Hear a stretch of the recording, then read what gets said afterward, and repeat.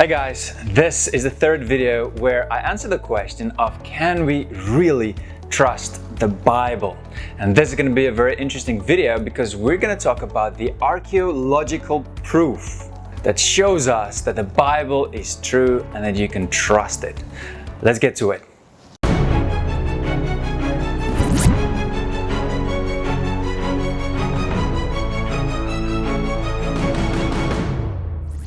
Now just very quick, if you haven't subscribed yet, please do. And also click that notification bell so you won't miss the next videos. Alright, now there are many examples of archaeological proof that shows us that the Bible is true. But I'm not going to talk about all of them because it's just going to be too many. So I'm just going to mention a few. So let's start with the first one. The Pilate Stone. Now, a lot of people say that Pontius Pilate, that's the guy who gave the ruling on the crucifixion of Jesus Christ. They basically said he never existed. But then they discovered the Pilate Stone in 1961. It is a damaged stone block that mentions Pontius Pilate, a prefect of the Roman province of Judea, from 26 after Christ to 36 after Christ. Now, how awesome is that? Hebron, the ancient city of David. Now, we read in Samuel that Hebron was the city that David occupied, and he was the king over it for 7.5 years. So some people say that the ancient city of Hebron never existed because, well, no evidence was ever found.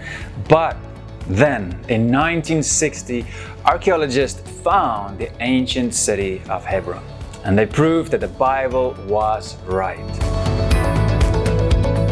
The inscriptions of the kings of Syria, Assyria, Egypt, and Babylonia confirms the writings of the Old Testament. For example, skeptics said that there is no such king as Belteshazzar, if that's how you pronounce it.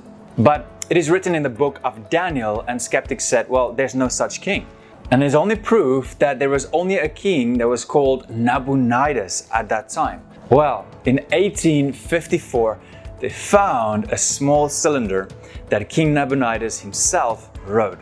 And he said, "As for me, Nabonidus, king of Babylon, save me from sinning against your great Godhead, and grant me as a present a lifelong of days.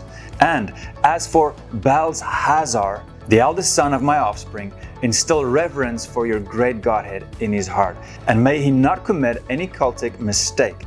May he be sated with a life of plenitude." So they found out that Nabonidus was actually Belteshazzar's father. And Belteshazzar would then rule as king when his father Nabonidus was away with his army. And that is why he was king at the time. The David inscriptions. Now, there was a lot of people who said the David of the Bible never existed. It's just a nice story. But then, like always, in 1993 they discovered an interesting stone that said, "An Israel king from the house of David."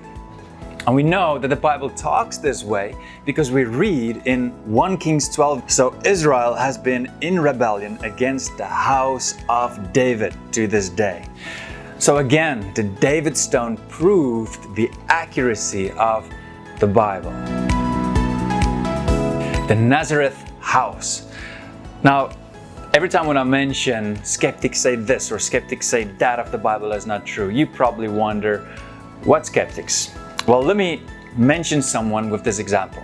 In 2008, a skeptic named Rene Somm wrote a whole book claiming that he destroyed Christianity once and for all. The name of the book is called The Myth of Nazareth. Now, he basically said that Jesus did not exist because there is no such town as Nazareth in the 1st century. Well, we all know that Jesus existed because there is just so much evidence about it, even from non-biblical writers. But anyway, in 2008, Rene brought out his book. And then, in 2009, archaeologists found a small house in Nazareth that dated to the 1st century. So they proved that the Bible is right. If he only waited 1 year. The Pool of Siloam. Now we read in John 9 verse 7 where Jesus talked to a blind man and he said, "Go wash in the pool of Siloam." So he went and washed and came back and were able to see again. Now I'm not going to go into a lot of detail here and explain what all the skeptics said, but again, in 2004 they discovered it in an area called the City of David.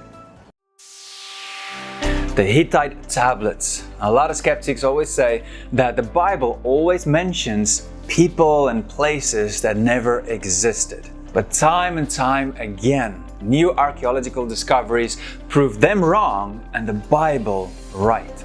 Like the Hittite Tablets. Skeptics said that the Hittites never existed.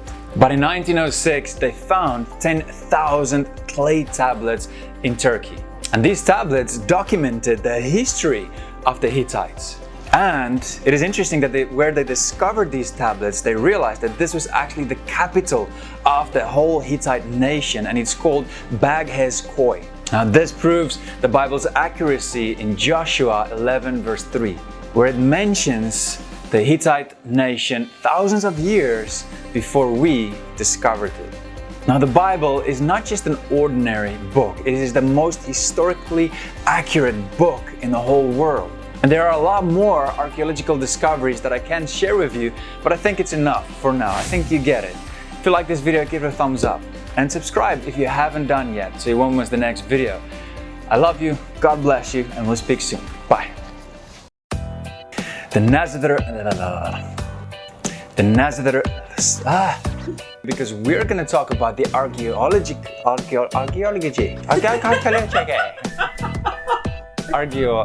Don't argue with me. Archaeology. What? Archaeology. Ach, mijn moeder, hier gaan we like this. Take my life and let it be considered.